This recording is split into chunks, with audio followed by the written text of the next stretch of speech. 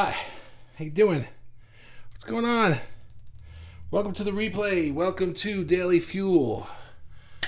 A little late today, sorry. My name is Bobby, and I am the host of this group.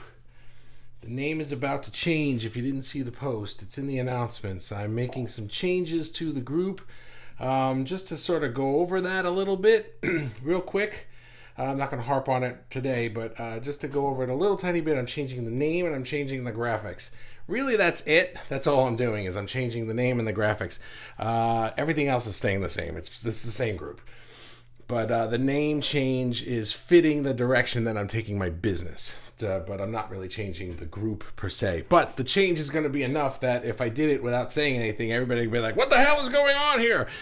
And I don't like to confuse people if I don't have to.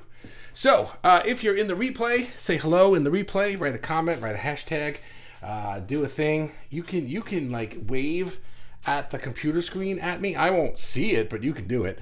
That sounds fun. But write a hashtag or something. Hashtag I am in the replay. Hashtag I'm waving and you can't see me. Somebody will write that. And if you're here live, then you can do the same thing. You can wave at the screen. I won't see you either. I can't see anybody. That's kind of the problem of doing these lives. But you can see me, so I have to comb my hair every day. So anyway, I'm going to go through my spiel now, and we're going to do this. And I'm glad, Robin, that you're here because you kind of prompted this one for me today, so I appreciate that. Let's get started. We're at 2 minutes.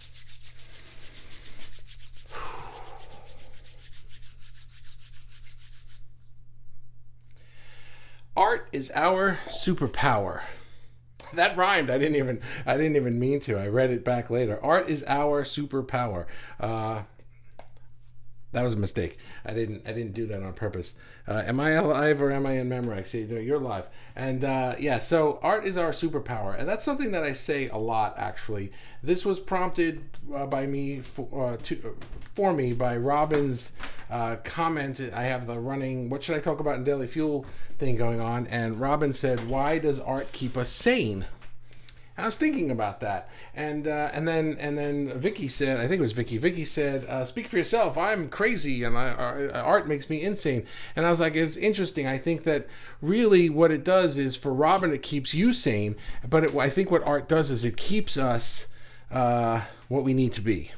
You know, art is kind of that soothing thing. So I was thinking, what is art for us? It's this superpower that we have, and I've always used it in one way that I'm going to talk about a little bit in a moment. But there are other ways that I think art is our superpower. So I came up with, take a wild guess how many I came up with. You'll never guess. It's 3.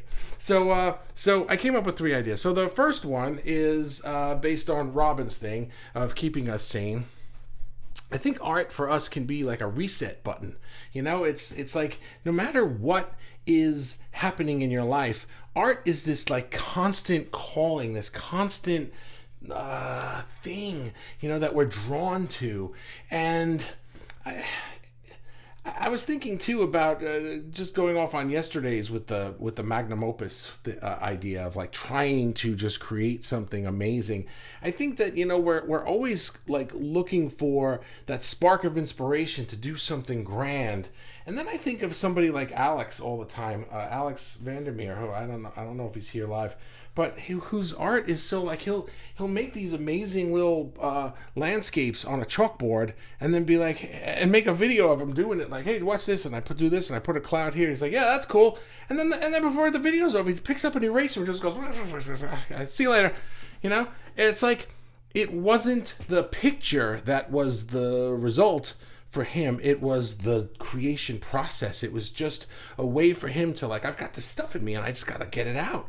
And so art can be this reset button where even if we're not up to doing that magnum opus yet, right? Even if we're not up to that, sometimes you just got to doodle, you know? And I've been thinking about that because I've been a little hard on myself lately that I've been focusing so much on this kind of art. For me, this is like this performance art, this I gotta get this stuff out of me.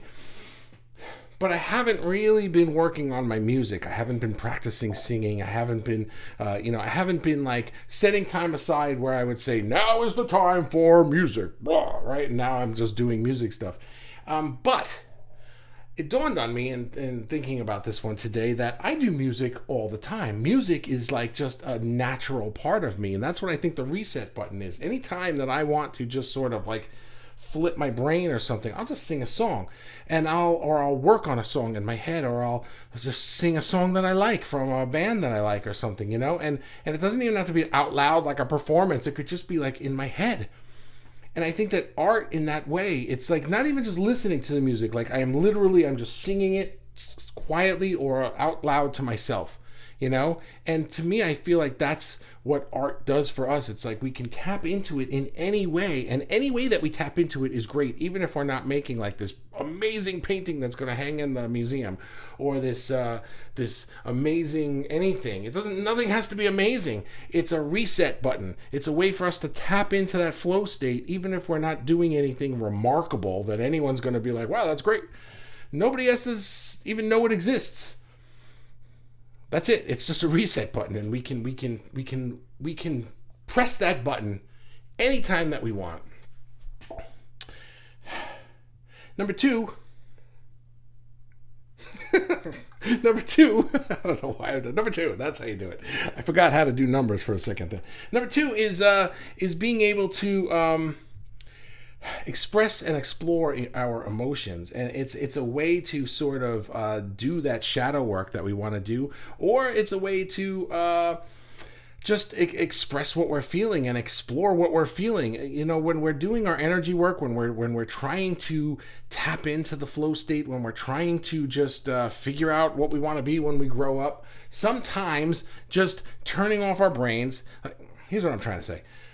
Part of the energy work is to do sometimes it could really specifically be meditation, a meditative work where you're turning off your brain. You're becoming, as Dr. Joe Dispenza says, no body, no place, nowhere, right? You're just you. You're just the you that is the spiritual being part. We are spiritual beings having a human experience, but sometimes we are so stuck in the human experience realness of this that we forget the spiritual being part. But meditation gets us into that spiritual being part. We tap into that.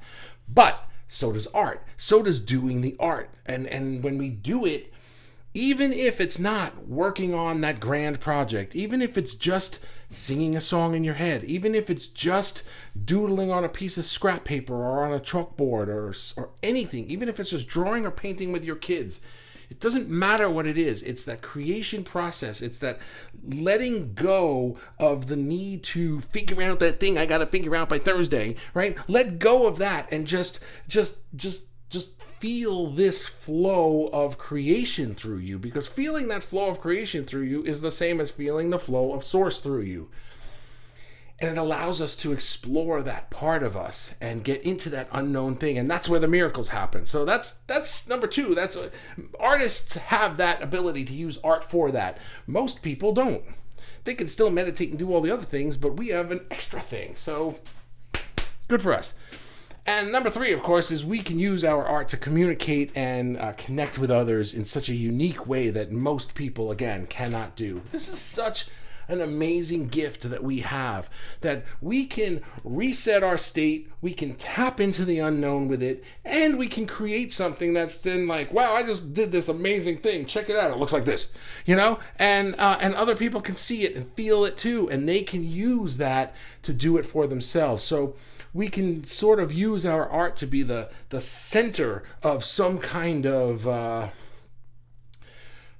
I don't even know what to call it. Like you do it, you reset yourself, you connect to your source through the creation process, and now we have something to share that's tangible, that people can tap into and look at or listen to or play with or watch, and then they feel it too. And it just spreads. It's just a spreading, a diffusion of sourceness, of awesomeness. And, just like, let's spread that that belief, that knowing, that understanding that we are spiritual beings having this human experience. And when we feel that, that's when all the crap in the world starts to fade away. That's what we need. We need more art. We need more artists making art and putting it out there. So if you're not putting your art out there, I would welcome you to put it out there, even if you start here, because man, people need it. People need it. So let's go to the comments and see what we have here. Robin is here. I don't know what. Are you pressing letters quickly to get the first comment in? That's cheating, but you'll get it. You get the booby prize for the first comment today, Robin. Especially since you got the first comment technically, but I'll overlook the hack there since today's thing was inspired by you. So thank you, I appreciate that. And Amy is here. Hello. She put the British flag. Amy, it looks to me like you were the only person to take your advice and use the flags. So hello, how are you, Amy? You're still up. You waited the extra half hour. Thanks, appreciate that. Mikey's here. Super Tuesday. Too fast. What's too fast? I don't know what that means. Ray is here. Hi. How are you? Am I first? Yes, you are. Was I first? Yes, you were. You are first. Okay, good. Are there any actual comments about the live? Let me see. My wife is here. And hi, how are you? And hi, she says. And you know how I love your whisper singing. Yeah. So I was saying for I think it was number 2 that I'll sing just to myself and stuff, but I'll do that around the house. But guess what? I do it out loud a little bit, and in my head it sounds like this grand like rock performance, like this amazing singing thing. But all my wife hears is.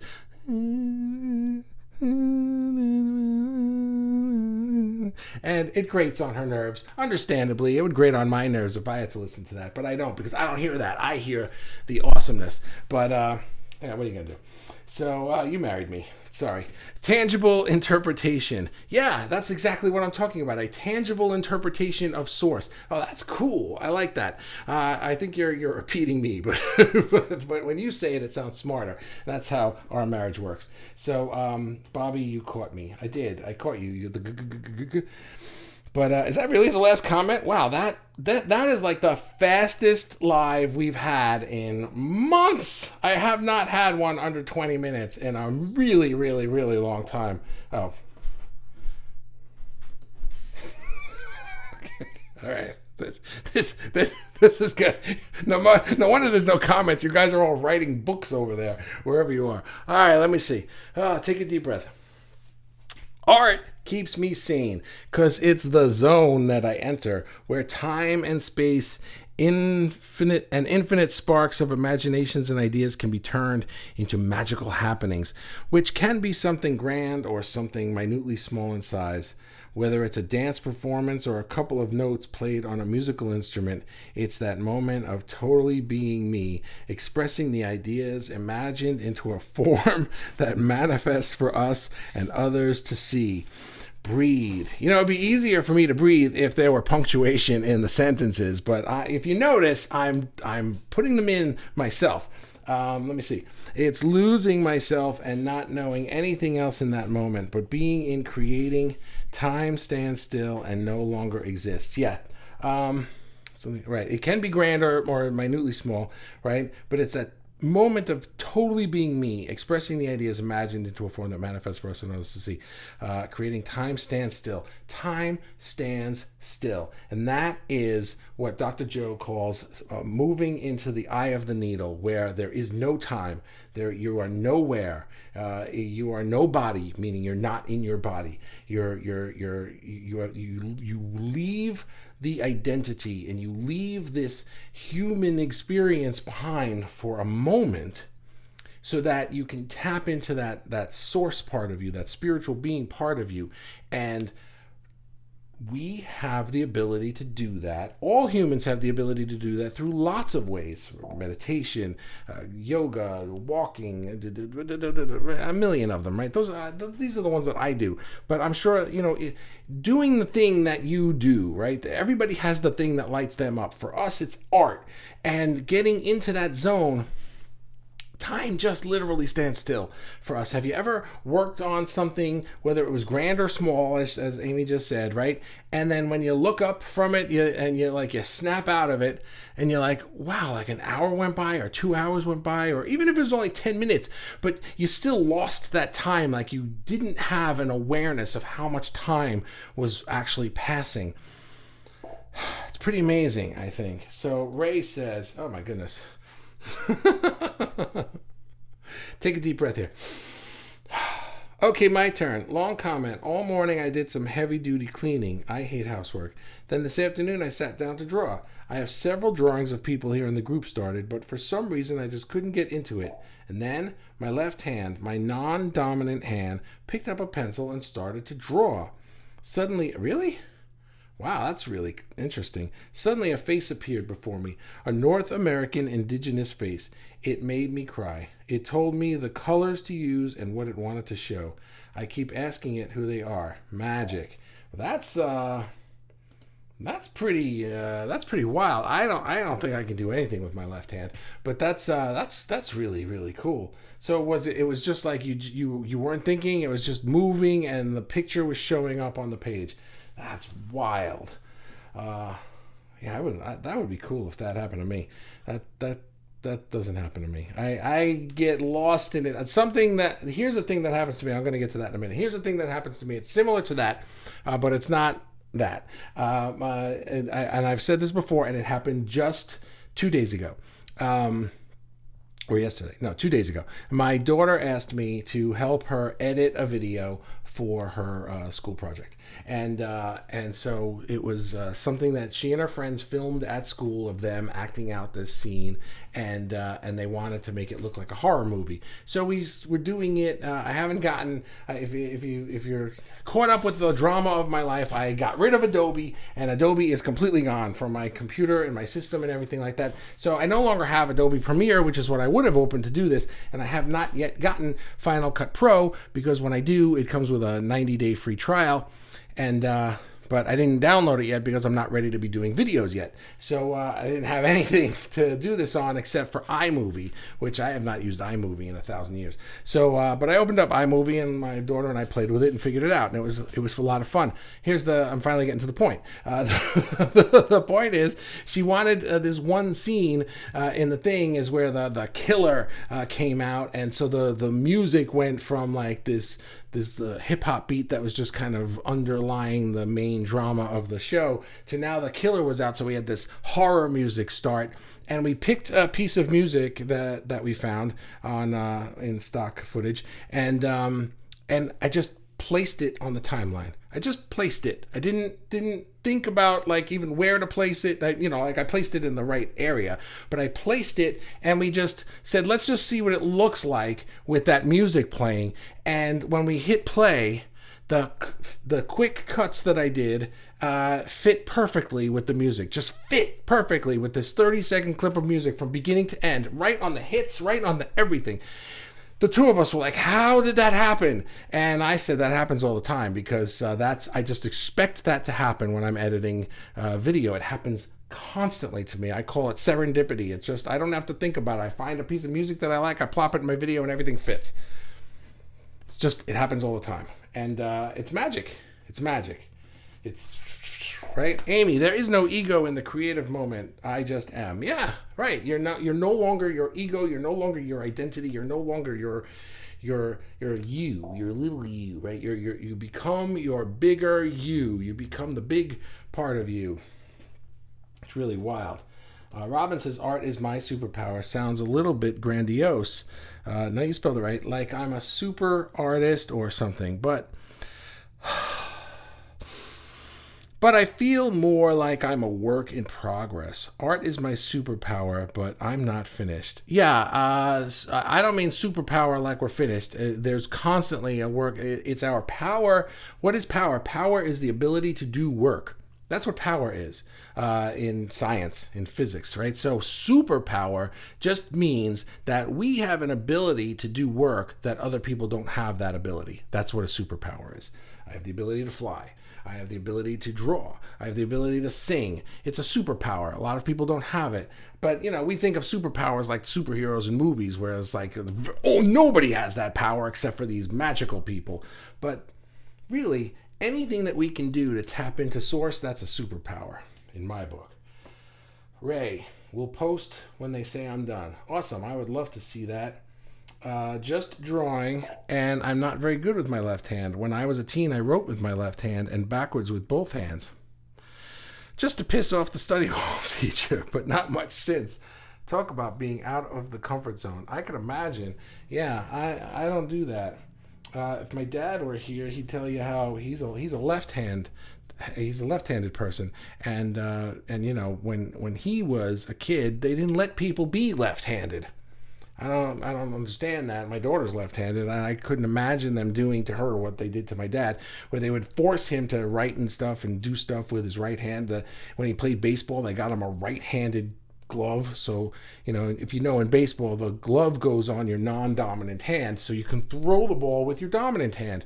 His dominant hand is his left hand, but they gave him a glove that goes on his left hand. So he would have to catch the ball, take the glove off, put the glove in and throw with that. It was ridiculous. I don't know. Oh, my wife says trust. Trust. I trust. Robin's talking to Ray. Ray, I have a message for you from Robin. That is cool about art talking to you. But I understand a little bit, like when I work on a pencil abstract and I have one idea as to what I think I'm going to do. But when I get going, after starting out along the lines I had thought, the work begins to change and go in the direction my art superpower wanted me to go.